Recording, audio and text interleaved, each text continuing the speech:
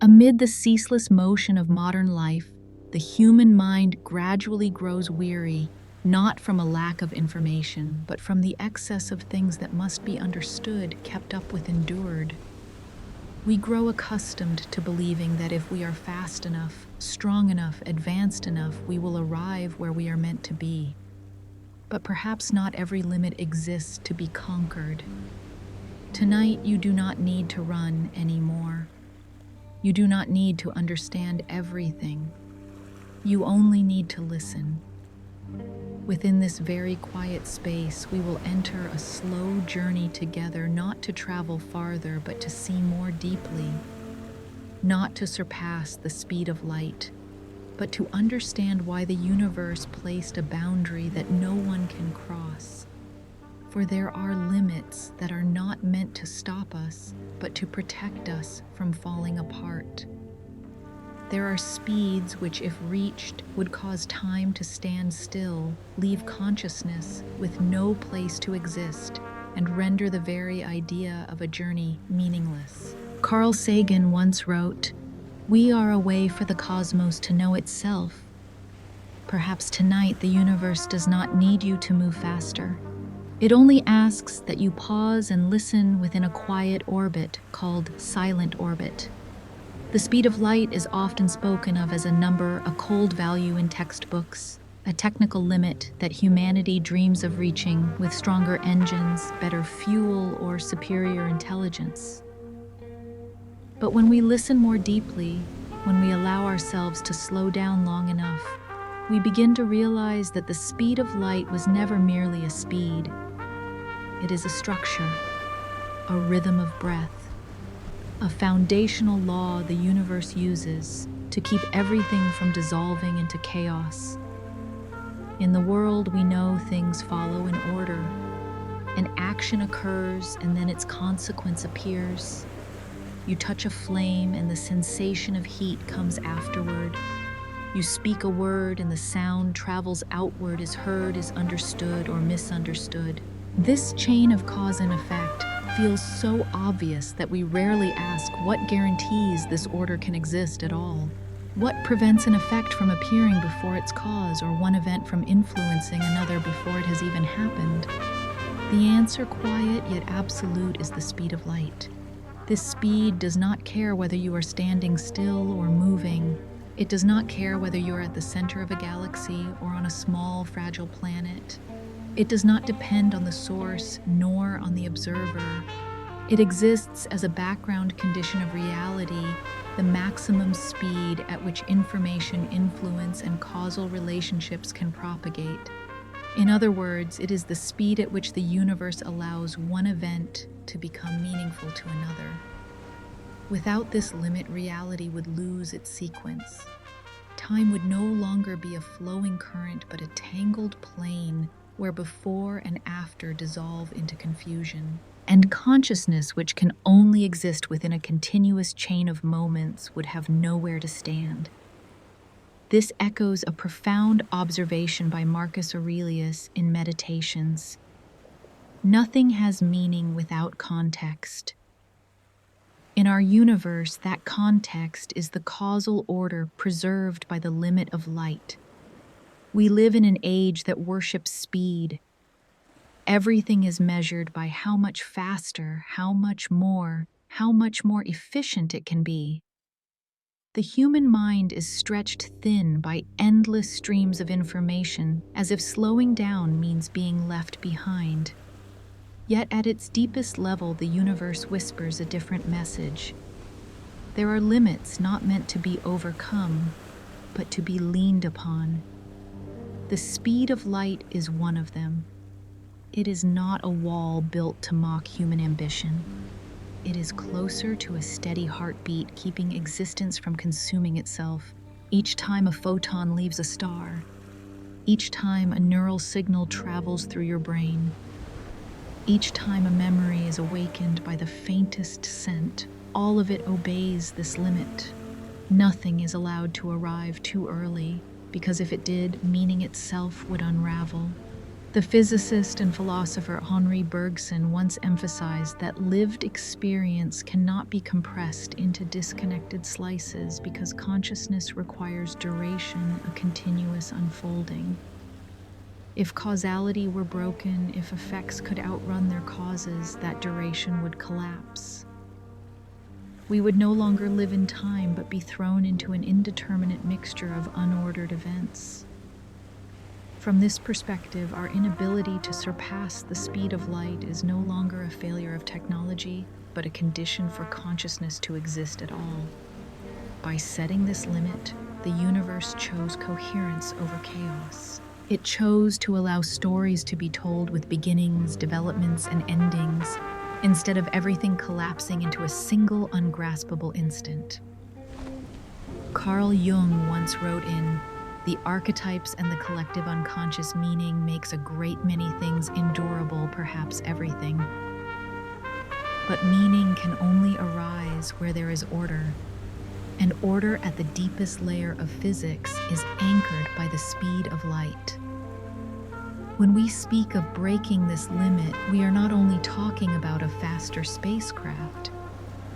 We are talking about removing the thread that holds reality together.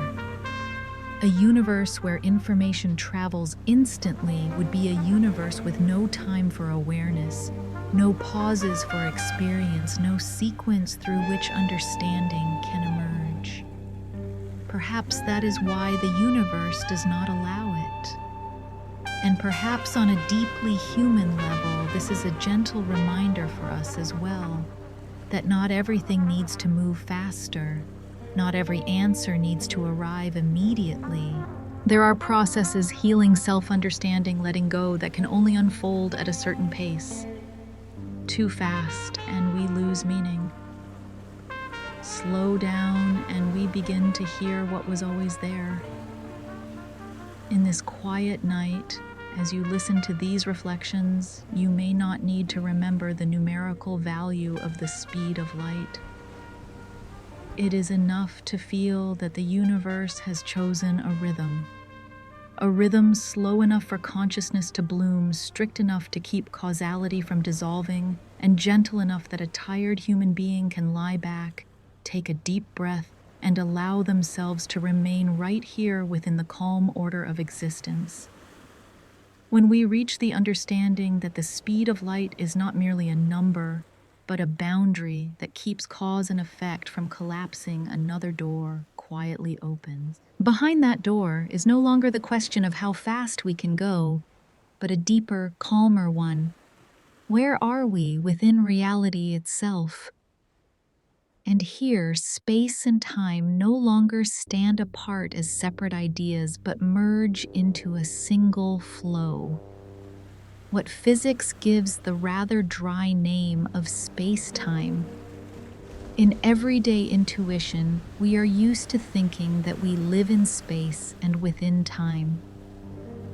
Space is where things happen, while time is what passes by silently, independently of where we are. We can walk from one room to another, but we cannot step out of today and return to yesterday. We are so accustomed to this feeling that we take it as the obvious structure of reality. Yet special relativity whispers something else gently but radically. Space and time were never separate entities. Albert Einstein did not say that time is merely affected by motion. He said that time and space are two different ways of describing the same thing. They interweave like two currents joining into a single river. And within that river, everything from a grain of dust drifting between the stars to you yourself lying still in the darkness is always in motion. This sounds paradoxical, because right now you are at rest. You are not running, not flying, not racing between galaxies. But in the deepest language of the universe, being still in space does not mean being still in reality. You are moving, always moving. Only that movement unfolds moves along a direction, the human senses do not directly perceive the direction of time. According to relativity, every object possesses a total space-time velocity, and its magnitude is always equal to the speed of light. No more, no less. When you are at rest in space, all of that motion is directed into the time dimension. You are traveling through time at the maximum rate. Each second that passes, you advance 1 second into the future. That may sound obvious, but in the light of physics, it is not merely a feeling. It is a real motion.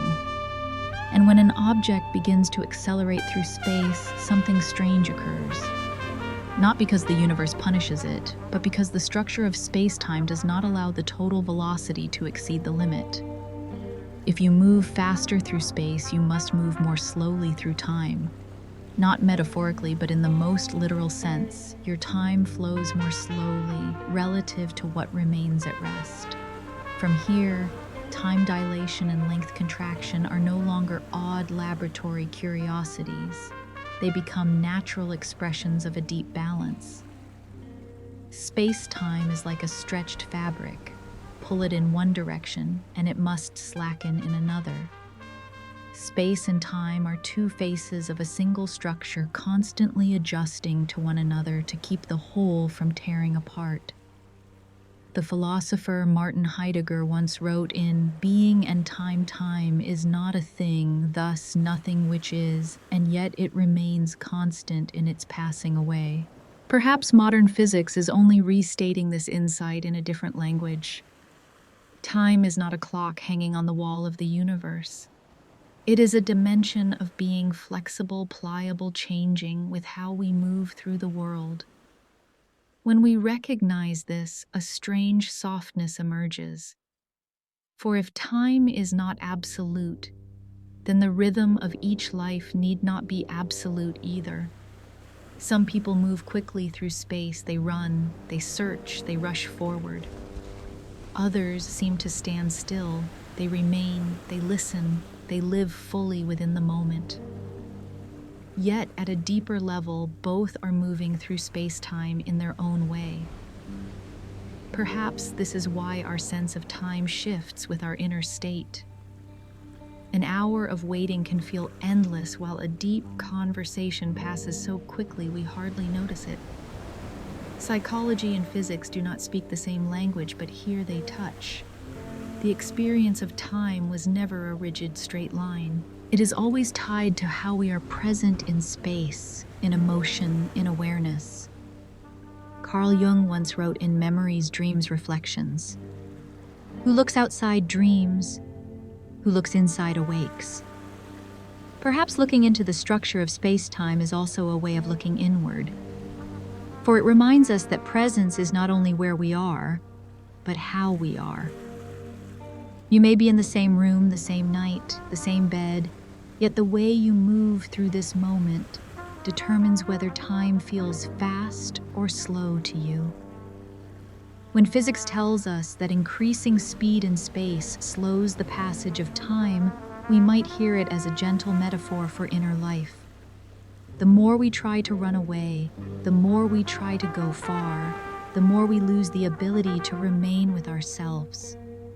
And when we allow ourselves to be still, not because we are trapped, but because we choose to pause, time suddenly opens up wider, deeper. Length contraction speaks in the same quiet voice. At high speeds, space ahead compresses. Distances grow shorter. Journeys that once seemed impossible draw nearer.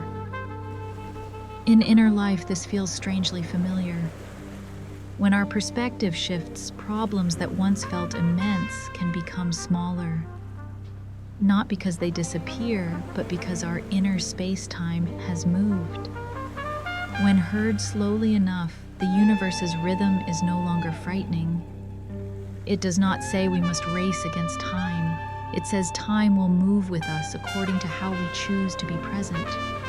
Space and time are inseparable, and human beings with their fragile awareness are inseparable from that flow. As you lie here in the quiet darkness, you do not need to understand the equations or remember the terminology. You only need to feel that you are moving not to arrive somewhere else, but to remain within this moment. And within this moment, space and time are holding one another gently, keeping your existence intact. Perhaps this is the deepest lullaby physics has ever offered humanity. You are not being left behind by time. You are moving with it. And when this is understood, the mind can finally loosen its grip very softly, allowing sleep to arrive as a natural continuation of the space-time flow, slow, warm, and at ease. When we come to understand that space and time do not stand apart, that every motion is a delicate division between traveling through space and flowing through time, this journey of thought naturally carries us to another threshold, a place where human intuition begins to lose its footing. At that threshold, reality is no longer soft, no longer pliant. It tightens, begins to tremble, and faint cracks start to appear. This is the moment when an object with mass approaches the speed of light. At first, everything still feels familiar. We accelerate and the object moves faster. We continue to accelerate and it continues to gain speed. But then very quietly something changes. Not because the engine weakens, nor because willpower falls short, but because the very structure of space-time begins to respond. The Lorentz factor, a number that seems to exist only inside equations, starts to grow. Slowly at first, almost imperceptibly. But the closer the speed approaches that of light, the more violently it swells faster and faster, like a wave that can no longer be restrained. And as this factor grows, it drags everything along with it. Momentum no longer increases evenly. Energy no longer follows gentle incremental steps. Each additional bit of acceleration ceases to be progress and becomes a demand increasingly unreasonable, increasingly disproportionate to everything that came before. The universe in its calm way begins to say enough. There is an image in modern physics that is easy to overlook, yet deeply evocative for inner life. When we draw the graph of the Lorentz factor against velocity, the curve at first is mild. It rises gently, almost straight. But as it nears the speed of light, the curve shoots upward like a sheer cliff. There is no smooth transition, no buffer zone, only an unbounded escalation. Soren Kierkegaard once wrote in The Sickness Unto Death, "Anxiety is the dizziness of freedom." Perhaps here we are witnessing another kind of dizziness, not of freedom, but of ambition that presses beyond the structure existence can bear. The closer we move toward an absolute boundary, the more unstable reality becomes. Not because it is weak, but because it is protecting itself. What is striking is this: the equations do not break. They are not wrong. They do not contradict themselves. They simply refuse to answer. At exactly the speed of light, division by zero appears. In mathematics, this is an undefined point. But in physics, this is not a technical glitch. It is a message. A sign that we are asking a question that no longer has meaning in this universe. It is like asking, what is the sound of one hand clapping?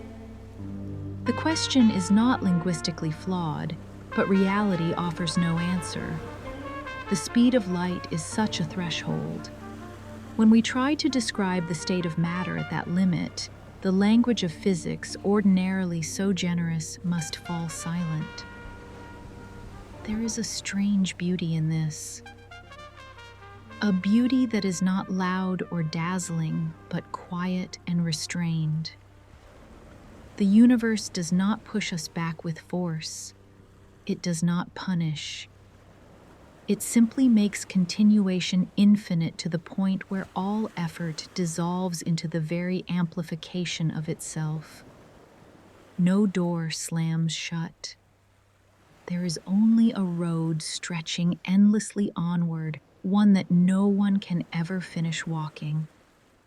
In inner life, this feels more familiar than we might expect. There are limits that do not announce themselves through collapse, but through depletion. The more we push forward, the more we lose compared to what we gain. The harder we force ourselves, the faster energy drains away from any sense of achievement. And eventually, existence itself begins to resist, not with pain, but with emptiness. Friedrich Nietzsche once warned in Beyond Good and Evil, he who fights with monsters should look to it that he himself does not become a monster. Perhaps here the monster is not speed itself, but the idea that every limit must be broken. When that idea goes too far, it does not liberate us, but fractures the very ground on which experience stands. As an object nears the speed of light, its energy does not merely increase. It increases in a way no longer proportional to the goal. A vanishingly small gain in velocity demands more energy than the entire journey required before. It is like trying to wring one last drop of water from a towel that is already dry. Each squeeze costs more effort, yet yields less in return. And then there is nothing left to wring except the fabric itself slowly tearing. Reality does not break in the sense of exploding. It breaks in the sense that it can no longer be described. Familiar concepts, velocity, time, energy, lose the ability to coexist. Not because they are false, but because they were born for a different region of reality, one where the limit had not yet been touched. At a deeper level, this carries a gentle message. Not every question needs an answer. There are points where the silence of an equation is the most complete answer possible. And there are limits for which acceptance brings more peace than any attempt to transcend them. Carl Jung once wrote in Psychological Types, "The pendulum of the mind oscillates between sense and nonsense, not between right and wrong. As we approach the speed of light, this becomes clear. The issue is no longer right or wrong. It is meaningful or no longer meaningful. And at that threshold, reality chooses to preserve meaning by refusing an irreconcilable state. If we hear this as a bedtime story, it carries no threat.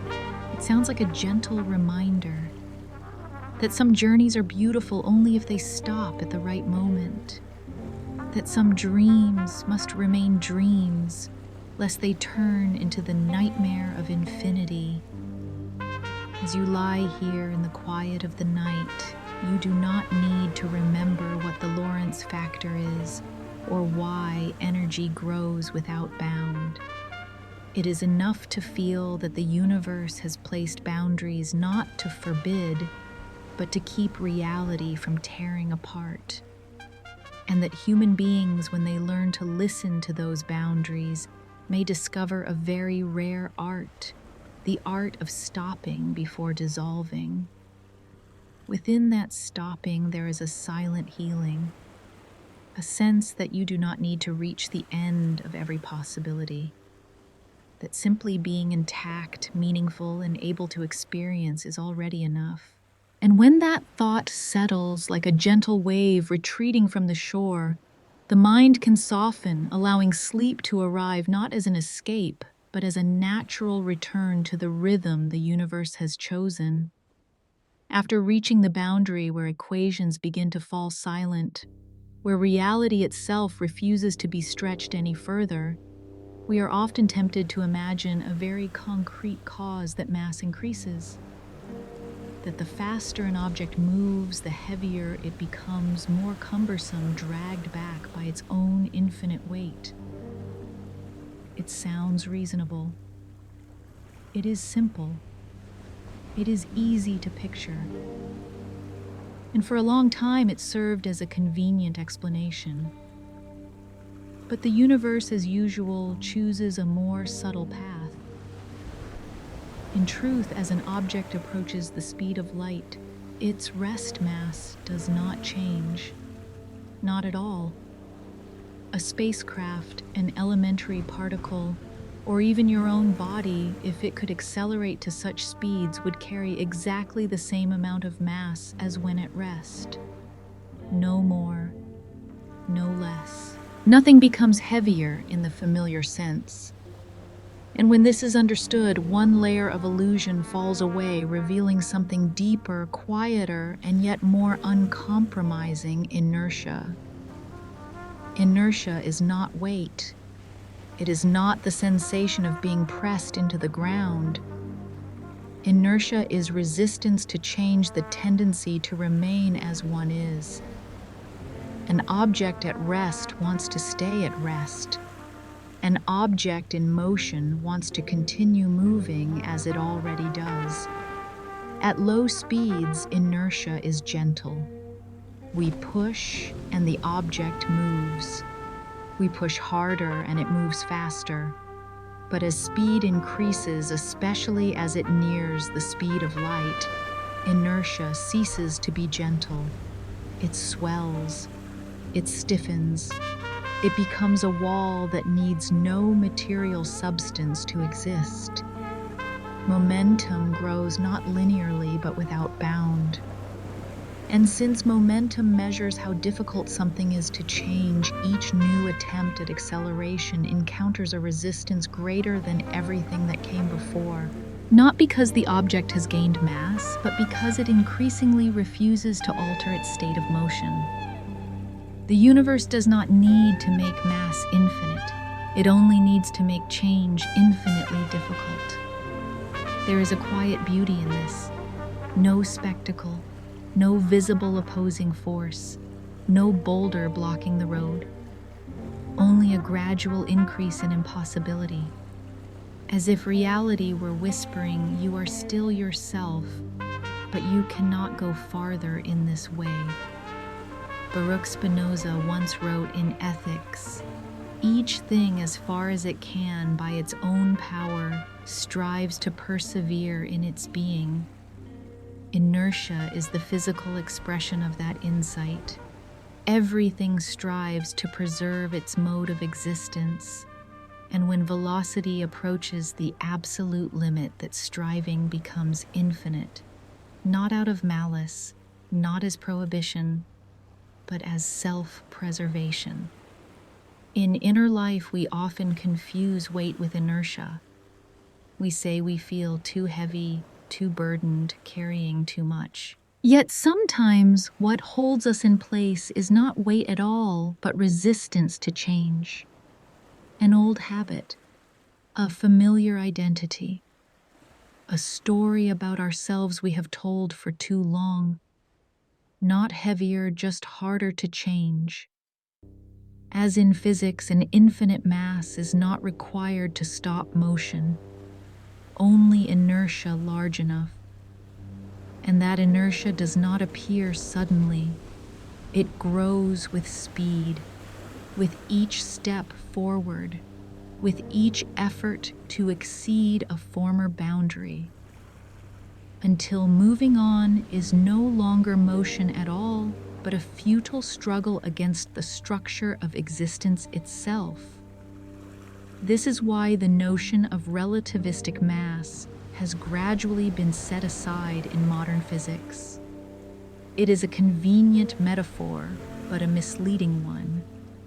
It suggests that the problem lies in heaviness, when in truth it lies in resistance to change.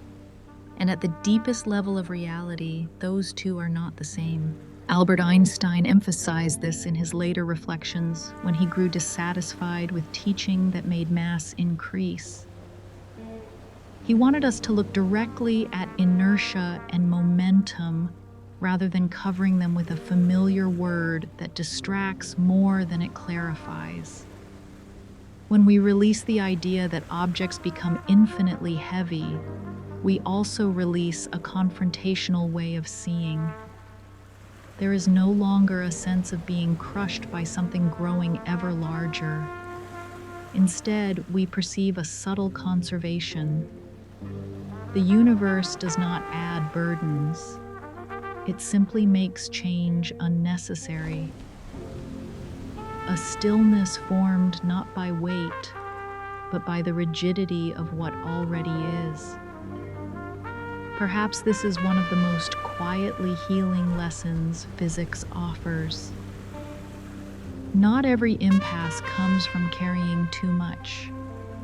Sometimes an impasse arises because we have moved too fast in one direction until our own structure no longer allows us to turn. And then the solution is not more force, but stopping. Friedrich Nietzsche wrote in "Thus spoke Zarathustra, one must still have chaos in oneself to be able to give birth to a dancing star." Yet perhaps before the star is born, there must also be a moment of stillness. A moment when inertia grows large enough to make us listen, not to break through, but to understand that some states of being cannot be pushed further without losing themselves. When inertia becomes infinite, acceleration loses its meaning, not because energy is lacking, but because change itself is no longer possible. This is how the universe says stop without issuing commands. An absolute pause, yet not a violent one. Like a lake freezing, not because it is pressed down, but because motion has settled until no space remains for waves. Heard as a bedtime story, this carries no warning. It offers comfort. That you do not need to become lighter to deserve rest. You do not need to discard everything to stop. Sometimes it is enough to recognize that resistance has already grown sufficient and that moving on no longer brings meaning. As you lie here in the quiet night, imagine inertia not as an enemy, but as a signal. A reminder that you have approached a boundary not to cross it, but to understand it. And within that understanding, there is a very gentle release. Not letting go from exhaustion, but letting go because you have seen enough. The universe does not need to make you heavier to hold you still. It only needs to make change unnecessary. And when this is recognized, the mind can relax like an object that stops resisting, not because it is forced, but because it has found equilibrium. There in that balance, sleep is no longer an escape, but a natural state of being where inertia and peace meet softly, slowly in the benevolent darkness of night. When we come to understand that it is not mass that increases, but inertia that becomes infinite, another natural question arises very slowly, very quietly. If it is not a matter of weight, then could we cross that boundary simply by carrying more energy? If the problem is only thrust, then might a perfect fuel source, a lossless machine, an engine of absolute efficiency, allow us to go on? Here the story turns in a different direction. No longer the subtlety of equations, no longer abstract notions like inertia or the Lorentz factor. We step into a realm that seems very practical, fuel rockets' energy. And yet, it is precisely in this seemingly technical domain that the dream collapses most clearly, most decisively.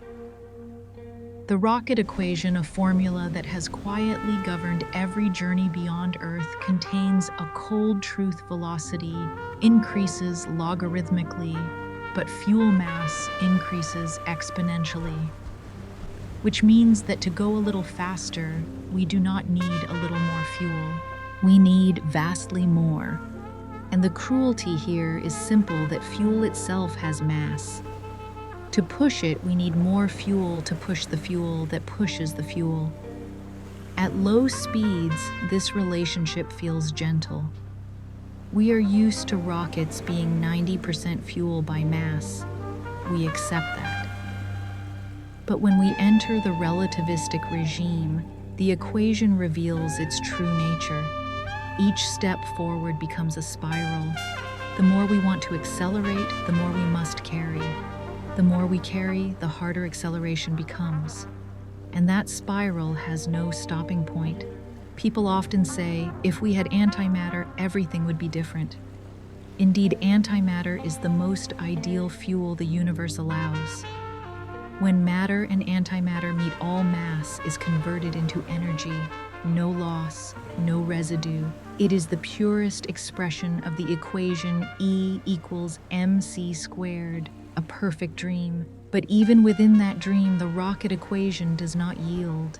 Even with 100% efficiency, even with the most perfect fuel imaginable, even if not a single particle of energy is wasted, the required fuel mass still grows exponentially. And at speeds approaching that of light, the numbers cease to be merely large. They become unreal, belonging to no civilization that could ever exist. Not because we are not intelligent enough, not because technology is too crude, but because the universe does not permit that problem to have a solution. Carl Sagan once wrote in Cosmos, "The universe is not obliged to make sense to you. Here, the universe need not be hostile. It is simply honest. It says energy is finite. Resources are finite. And even the maximum theoretical limits are insufficient to cross this boundary. There is no better method, no upgraded version, no shortcut powered by strength." At a deeper level, this is no longer a story about rockets. It is a story about meaningless accumulation. When a system is forced to carry ever more resources simply to maintain a single direction, there comes a moment when the system is buried beneath what it carries. In human life, this pattern is painfully familiar. We believe that if we add more money, more power, more control, more speed, our problems will dissolve. Yet often, each addition makes the system heavier, less flexible, more fragile. We are not stopped by a lack of resources, but by having too much to carry. The philosopher Ivan Illich once wrote, "Beyond a certain point, tools cease to be tools and become obstacles." Fuel in the dream of light-speed travel reaches that point as well. It ceases to be a means and becomes a burden, not because it is heavy, but because it multiplies the demand for its own existence. And most striking of all, no technological improvement can fix this equation. This is not a problem of friction, of loss of weak materials. It is the mathematical structure of the relationship between velocity, mass, and energy. You can build a better engine, but you cannot turn an exponential into a straight line. This brings a rare clarity to science. Often, the boundary between not yet possible and never possible is blurred. Here it is sharp. Relativistic travel is not blocked by technology, it is blocked by the nature of the equation itself. Ludwig Wittgenstein once wrote in Tractatus Logico-Philosophicus, "The limits of my language mean the limits of my world." In physics, we might say the limits of the equation are the limits of what can exist coherently. When an equation has no solution, it is not because we have written it incorrectly, but because the world has no place for that state. Seen this way, we can release a very gentle breath. For this frees us from an invisible pressure, the pressure to always find a solution. Some problems do not need answers, not because we have failed, but because the question does not belong to this reality. And perhaps this is where science touches healing. When the universe says impossible, it does not do so to diminish us. It does so to protect existence from unstable states. A spacecraft carrying infinite fuel would not merely fail to travel, it could not exist at all. So too with a human being carrying infinite expectations, infinite goals, infinite pressure. At some point, not because they are weak, but because the system itself loses balance. As you lie here in the quiet night, notice that your body does not need to store more energy in order to rest. It does not need more effort to let go. Rest is not the result of accumulation, but the result of no longer carrying. The universe has offered us a gentle lesson. Even when written in severe equations, not every journey needs to go farther. Not every boundary needs to be crossed. And not every problem needs a solution. Some boundaries exist to remind us that remaining intact is already enough. And within that enough, the mind can settle very slowly, very lightly, like a vessel that no longer struggles to escape its orbit, but allows itself to drift calmly within the quiet embrace of the universe. After reaching the wall of energy, where every form of fuel, no matter how perfect, becomes meaningless, this journey of thought no longer turns outward. It turns inward very slowly, very deeply, to ask a question that is almost a whisper. If somehow an object with mass truly reached the speed of light, what would happen to the experience of existence itself? Not to engines, not to technology, but to time. In the language of relativity, all objects always move through space-time with a fixed total velocity. When you are at rest in space, all of that motion flows into the dimension of time. You move through time steadily, moment to moment, forming the familiar current of consciousness. But as speed through space increases, part of that motion is taken away from time. Time begins to slow, not as a feeling, but within the physical structure of reality itself. And then at the threshold of light, this division reaches its extreme. All of the space-time velocity is poured entirely into space. Nothing remains for time. Time does not slow. Time no longer flows at all. This is difficult to imagine because every human experience requires time. A thought needs time to form. An emotion needs time to be felt. A memory needs time to be imprinted. Without time, without sequence, without before and after, there is no experience in any sense we understand. An object with mass, if it were to reach the speed of light, would not feel anything. Not because it surpasses the capacity for feeling, but because there would be no moments left in which feeling could occur. All physical processes would halt. All chemical reactions would stop. All biological activity, if it could exist at all, would cease.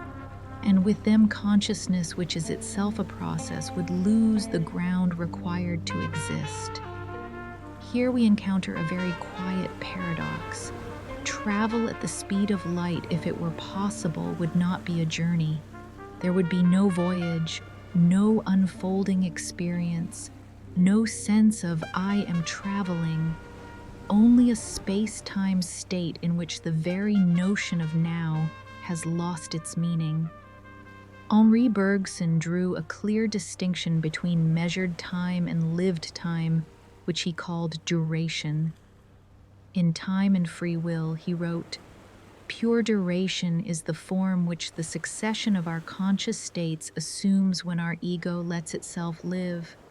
But at the speed of light, there is no succession, no sequence, no letting oneself live. Duration dissolves, and with it every form of what we call living. This leads us to a gentle realization: time is not the enemy of existence. On the contrary, it is the condition that allows existence to be experienced at all. We often complain that time moves too quickly, that it carries us away, that everything will pass. But if time were to stop, what awaits us is not eternity, it is the absolute silence of experience. Martin Heidegger once wrote, "In being and time, time is the horizon. for the understanding of being. Without time, there is no horizon, and without a horizon, there is no way to understand or even to be. By not allowing matter to reach the speed of light, the universe has chosen to stand on the side of experience. It protects the possibility of moments, however fragile. It preserves the unfolding of events rather than allowing everything to exist all at once in a state without progression. At a deeper level, this is no longer physics. It is a quiet statement about meaning. That existence does not lie in going fastest, farthest, or reaching an absolute limit. Existence lies in having enough time for something to happen. A thought, a feeling, a breath. In modern life, we are often obsessed with optimizing time, doing more in less of it, moving faster, achieving sooner. But here, physics whispers a truth in the opposite direction. When there is no time, there is nothing left to achieve. Absolute speed does not deliver absolute experience. It delivers the absence of all experience. Carl Jung once wrote in The Undiscovered Self, man needs difficulties. They are necessary for health. Perhaps time, too, is a necessary difficulty. It imposes limits. It creates waiting. It allows loss. And yet these very things give experience its depth. If everything happened instantly, if there were no before and after, there would be no story, no memory, no meaning. Time, with all its cruelty and gentleness, is the ground upon which all stories are told. For this reason, a state in which time stops is not paradise. It is not liberation. It is a condition incompatible with the existence of matter, because matter and consciousness require process. They require change. They require flow. At this point, the journey of silent orbit seems to slow by yet another degree. The question is no longer how far can we go. It becomes a very quiet one. Why go at all if there is no time left to live within the journey? As you lie here in the night, listening to these reflections, you may not need to understand the full division of space-time velocity. It is enough to feel that every moment you have, however small, exists, because time is still flowing. An inhale, an exhale, a thought passing by, a sensation softening. Time has not stopped, and because of that, you are still alive.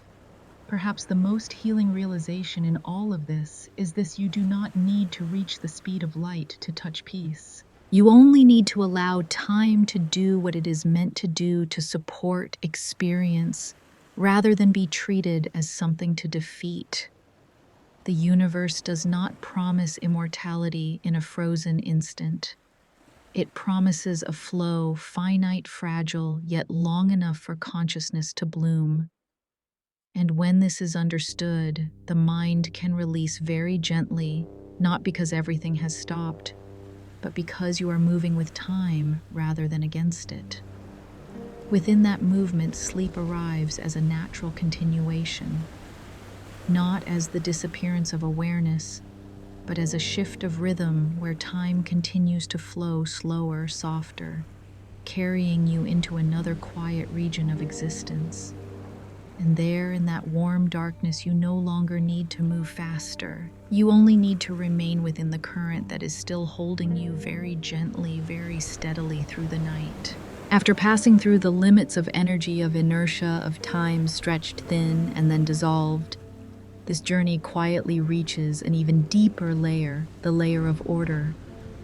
Not social order, not morality, but the most primordial order reality requires in order not to collapse upon itself causality. From very early on, human beings have lived with an almost instinctive trust that everything unfolds with a before and an after. An action leads to a consequence. A choice leaves a trace. We live by this chain, tell the story of our lives through causes and effects arranged into a line. Without this order, memory would lose its meaning, responsibility would dissolve, and even the concept of I would have no ground on which to stand. Yet what relativity quietly reveals is this causality is not self-evident. It must be protected. And the speed of light limit is one of the deepest protective mechanisms the universe has. If an object could move faster than light, it would not merely mean that it travels very quickly. Within the structure of space-time, it would mean that information could arrive before it was sent. A signal leaves point A, but in another frame of reference, it reaches point B before A has even transmitted it. The cause is placed after the effect. The familiar order begins to invert, and from here, the famous paradoxes emerge not as intellectual games, but as warning signs. Sending information into the past, altering an event that has already occurred, interfering with the chain of causes that led to your own existence. The story of killing your grandfather before your father is born is terrifying not because of violence, but because it collapses the idea that reality can remain coherent. Relativity does not say that backward time travel is merely difficult. It says this motion faster than light is backward time travel. And therefore, if such velocities were allowed to exist, the universe would open the door to contradictions that cannot be reconciled. Immanuel Kant once wrote in Critique of Pure Reason experience, without theory is blind, but theory without experience is mere intellectual play. Time paradoxes are not intellectual play. They are reminders that certain theories, if permitted to become real, would erase the very possibility of experience itself. Because experience requires sequence. It requires a before in order for there to be an after. It requires causes in order for effects to arise. If you can receive a message before it is sent, the very idea of sending loses meaning. If you can arbitrarily change the past, then the concept of what has happened ceases to exist. And when what has happened vanishes, memory, responsibility, and identity vanish with it. At the deepest level, the light speed limit does not only protect physics, it protects the story. It protects the ability for reality to be told as a coherent sequence. It keeps the universe from becoming a heap of overlapping, self-negating events. The philosopher David Hume once doubted causality, suggesting that we merely grow accustomed to events following one another without ever truly seeing a necessary connection. But the universe, it seems, does not share this doubt. It builds causality as a structural principle, not a psychological habit. And the speed of light is the physical boundary that keeps this principle from being torn apart. There is a quiet beauty in this. The universe does not need to monitor every action. It does not need to judge. It simply sets a limit and allows everything to arrange itself within that limit. No prohibitions required.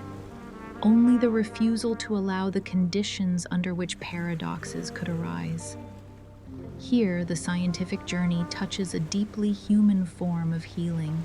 Because in inner life, we too often become trapped in inverted causal loops. We blame ourselves for what has already passed.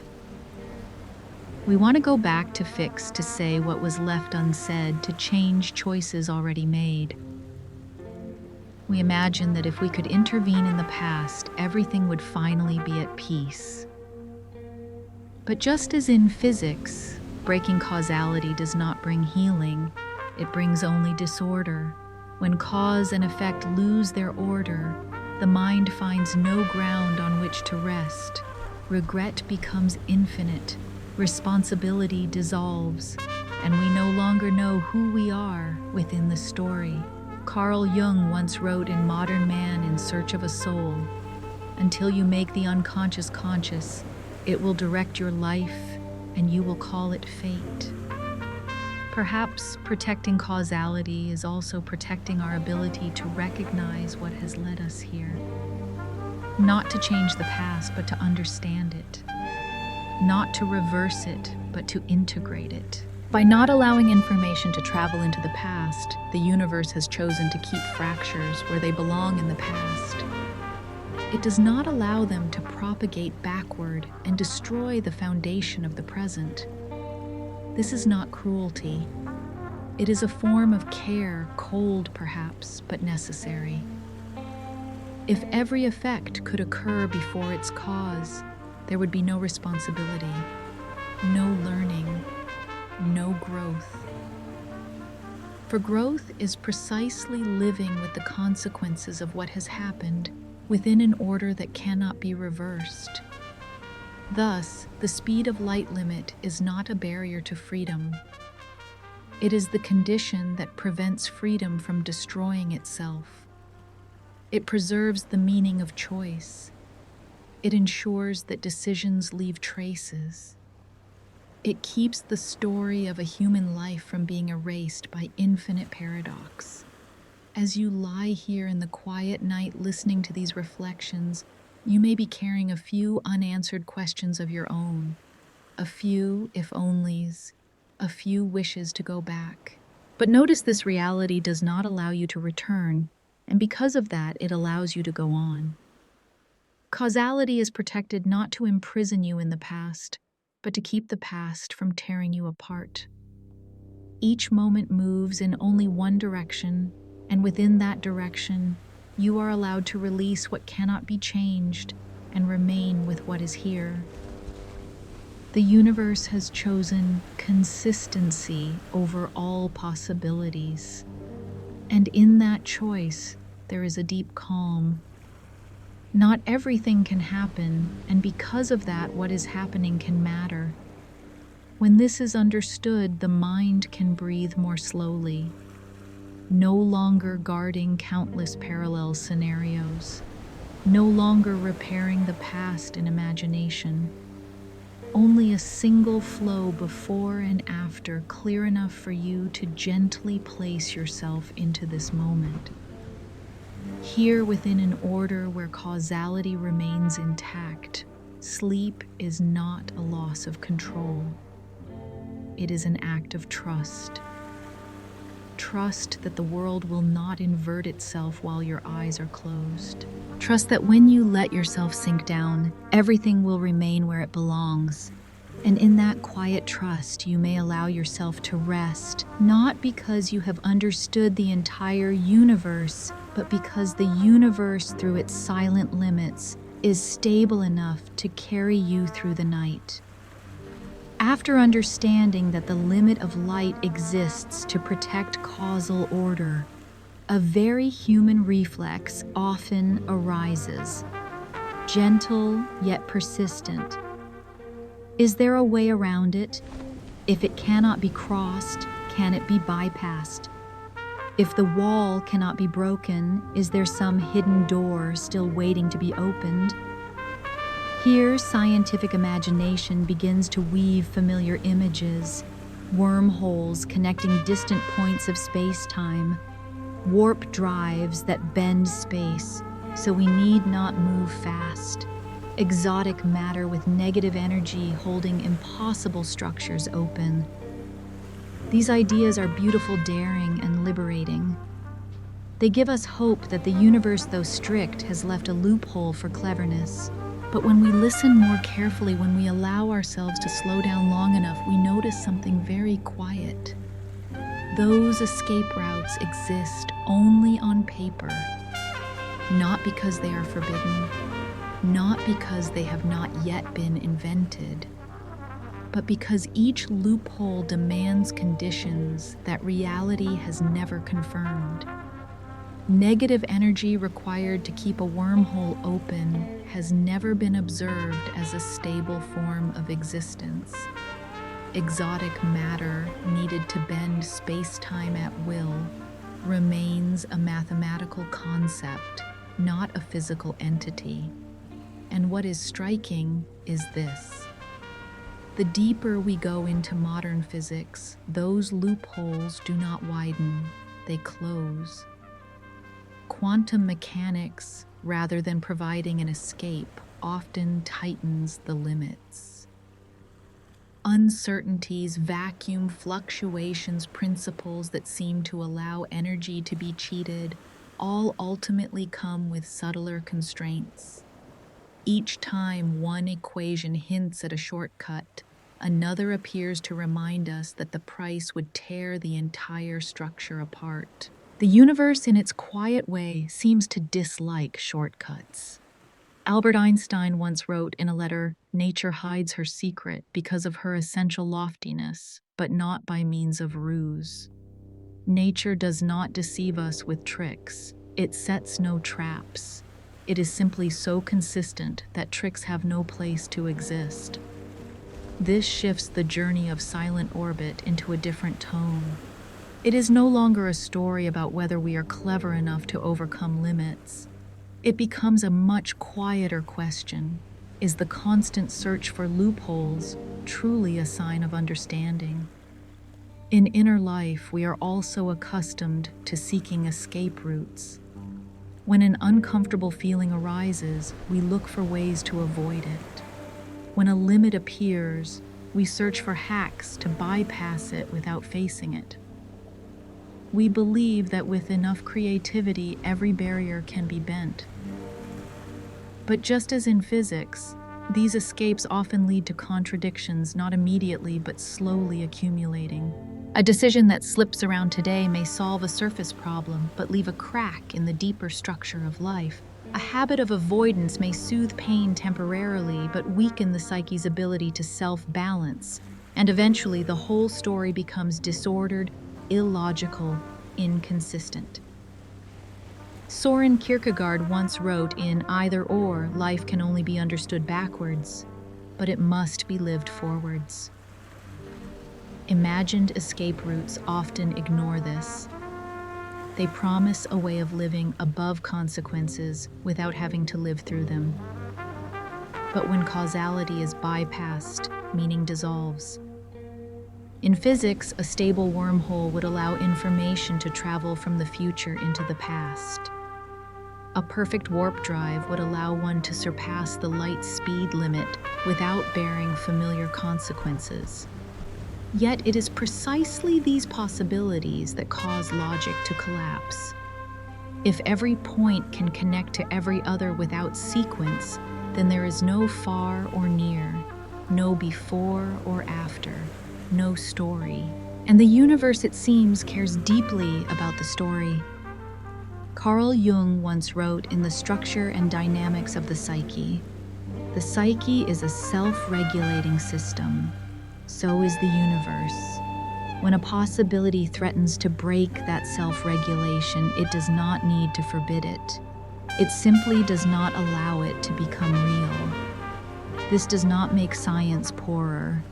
On the contrary, it makes science humble. It reminds us that not everything that can be written can exist. Not every elegant model has a place in reality. And not every dream needs to become technology. At the level of healing, this becomes a very gentle invitation sometimes. Instead of trying to escape a limit, we might ask, what is this limit protecting? In physics, it protects order, meaning, and the possibility of experience. In life, it may protect integrity, coherence, and the ability to remain oneself without falling apart. Quantum mechanics, for all its strangeness, is not a master key that opens every door. It is more like a whisper reminding us that reality is subtler than our desire to bend it. Each loophole we think we see, when examined closely, turns out to be an illusion created by pulling a concept beyond the domain where it can stand. Ludwig Wittgenstein once wrote in Philosophical Investigations, "Whereof one cannot speak thereof, one must be silent." In science, that silence is sometimes the mark of understanding. Knowing when to stop before contradiction erupts. Knowing not to demand that reality conform to imagination. As the journey reaches this point, a common pattern becomes clear. There are no loopholes, not because the universe is cruel, but because it is profoundly consistent. It leaves no cracks for arbitrariness. And it is precisely this absence of arbitrariness that creates a foundation solid enough for everything else to unfold. In this quiet night, as you listen, you may also be carrying a few unanswered questions. A few wishes to go around to avoid to be faster without paying the price. But notice the gentle relief in realizing this. Not every limit is a wall. Some are handrails. They keep us from falling into chaos. They show us where we can breathe, live, and experience. And when we stop searching for escape routes, the mind grows lighter, no longer straining to bend reality, no longer holding dozens of parallel scenarios at once.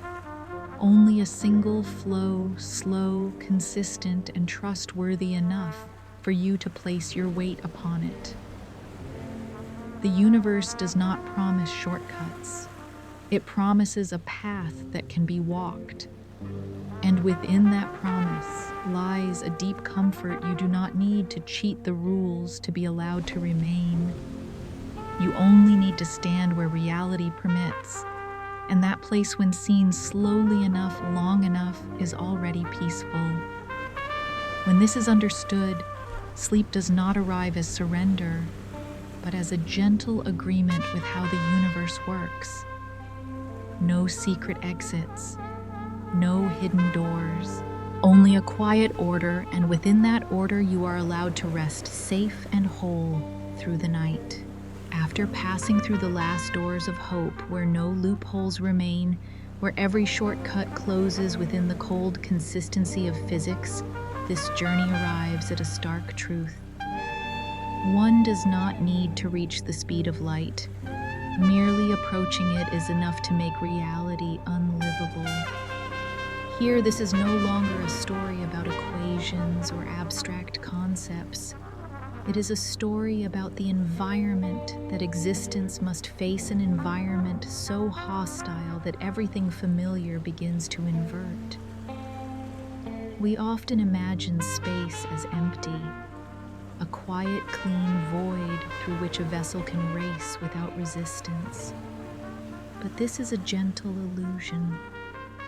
Space is not empty. It is filled with tiny grains of dust, stray atoms, ancient photons drifting from distant stars.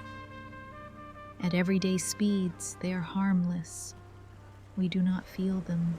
But when velocity climbs toward 90, 95, 99% of the speed of light, everything changes its nature.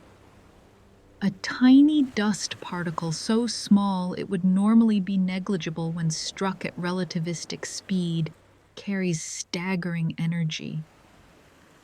Not because it is large, but because velocity turns that mass into an impact equivalent to a nuclear explosion. There are no light collisions, no safe contacts.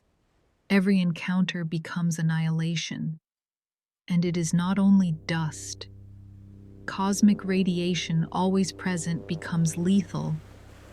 In the frame of the spacecraft, photons coming from ahead are compressed, boosted in energy, transformed into a wall of radiation as sharp as blades.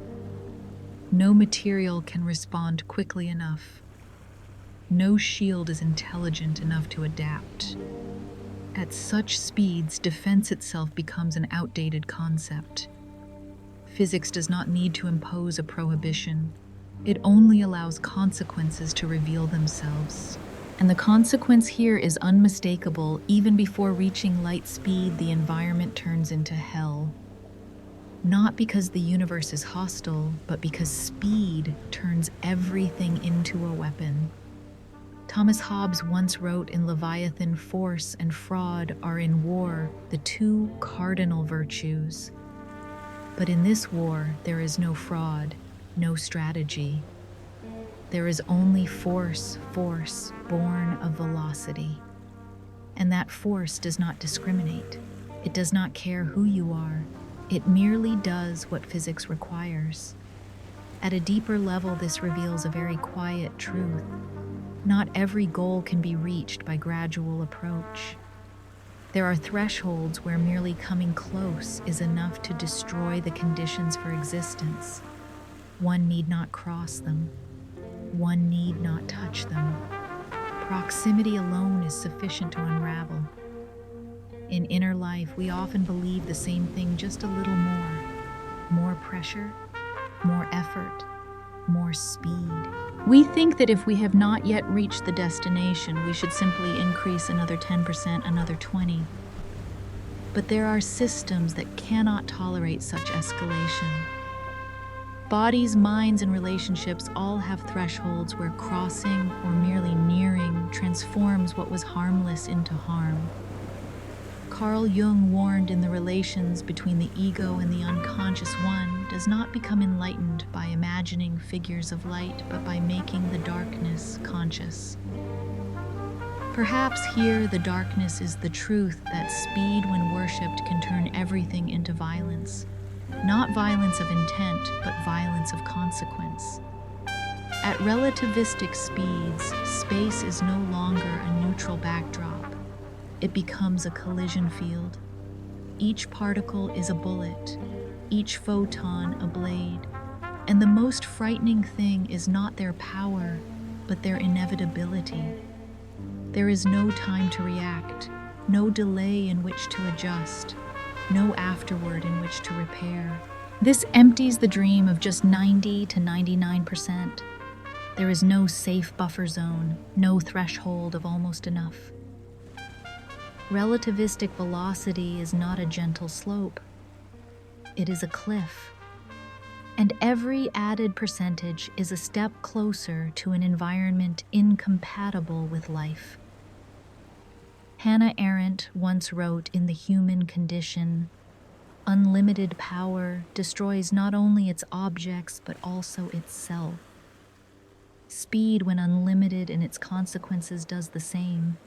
It destroys not only the target, but the subject who desires it. Here, silent orbit no longer speaks of what is possible or impossible.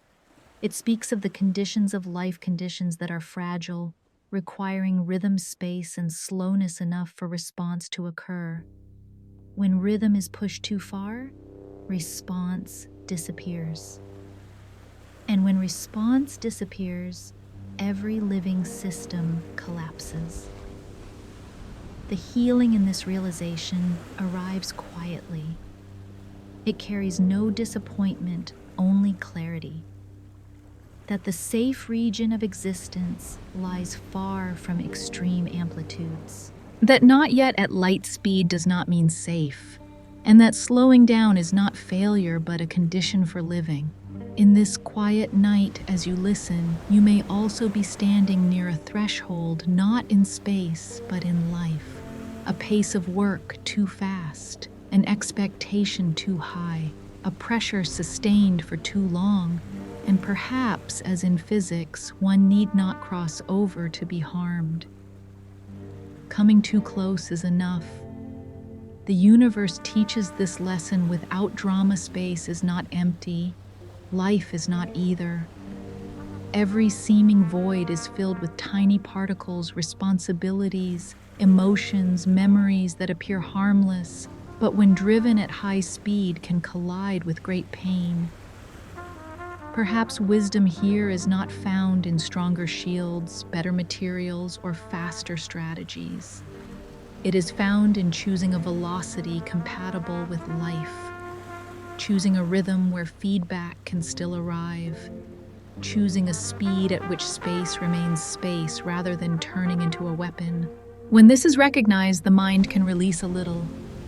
No need to race to 99%. No need to prove endurance. No need to turn everything into an extreme test. You are allowed to remain in the region where dust is still dust, where radiation is still light, and where space is still a place to breathe. In that region, sleep comes not from exhaustion, but from safety. Safety in knowing that you do not need to go closer to matter. that living at a pace which allows response is already a quiet achievement. And when that rhythm is rediscovered very slowly, very evenly, everything settles. Space no longer threatens, time no longer chases. There remains only a calm orbit where you can set yourself down intact and let the night carry you forward, not faster, not farther, but slow enough to be alive. After completing the final orbits of inquiry from energy to time to space, and finally to causality, this journey closes not with a victory, but with a very quiet clarity. No secret door opens at the last moment. No invention overturns every limit. There is only a calm, steady conclusion, like deep bedrock upon which every idea must stand. The speed of light is not a barrier to be overcome, but a boundary that defines what can exist at all. This matters more than any dream of going faster. For if it were merely a barrier, we could hope that one day it might be broken. But when it is the boundary of existence itself, the attempt to cross it no longer signifies progress, it becomes self-negation. Not because humanity is weak, not because intelligence is insufficient, but because the most fundamental structures of reality would unravel if that boundary were erased. When energy becomes infinite, all measures lose meaning. When time stops flowing, experience disappears. When space loses coherence, there is no longer going or arriving. And when causality collapses, no story can be told at all. There is no journey there, only an emptiness in which every concept that once helped us understand the world has nowhere left to stand. There is a strangely comforting quality in this conclusion, because it releases us from the pressure to move forward at any cost. It tells us that not every limit is a failure of intelligence. Some limits are achievements of consistency. They keep reality stable enough for life to bloom, however fragile. Aristotle once wrote in Metaphysics, "Nature does nothing in vain." If the universe sets a boundary as strict as the speed of light, perhaps this is not stinginess but necessary restraint, a choice to protect what can be experienced rather than opening every possibility and losing all meaning. We often associate progress with breaking limits. Yet the history of understanding also reveals another path: progress through recognizing which limits need not be crossed. Knowing when to stop is not the abandonment of aspiration. It is the redirection of aspiration toward something deeper, toward understanding and harmony. Looking back over this entire journey, a clear pattern emerges. Each time humanity tries to move faster than light, the universe does not respond with violence, but with meaninglessness. Equations do not explode. They simply become empty. Questions are not forbidden. They simply lose their answers. And within that silence lies a firm message: this is not a region where matter or consciousness can exist. Ludwig Wittgenstein once wrote in Tractatus Logico-Philosophicus, "The sense of the world must lie outside the world." Perhaps when we try to pull meaning beyond the boundaries of existence, we do not find more freedom. We only lose the ground upon which meaning can stand. At the level of healing, this conclusion is not pessimistic. On the contrary, it softens. It allows us to release an invisible burden, the burden of having to conquer everything. We do not need to outrun light to live a meaningful life. We do not need to touch extremes to feel complete. Reality with its boundaries is already shaped to be enough for experience. In modern life, we often live as though every limit were an insult. We want to do more in less time. We want to go farther without resting.